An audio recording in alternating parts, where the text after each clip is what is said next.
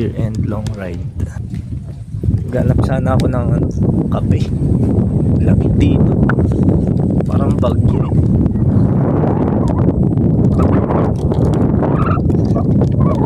Iikot ko lang yung gilid niya. And inside. Ganda.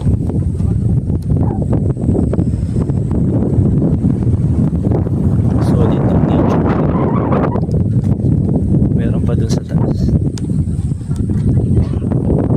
Pwede po dito. Itaan. Pangyan. Mas maganda sana kung walang masyadong bugs para kita-kita sana yung Mount Mayon.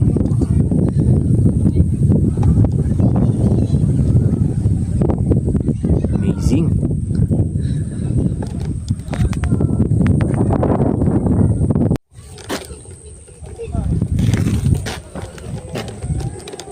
Yan yung pataas. Check natin. Tignan natin sa taas kung maganda.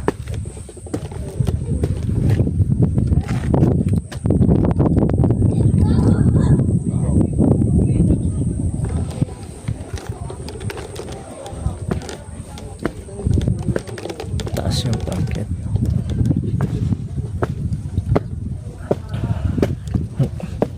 Ay, babla.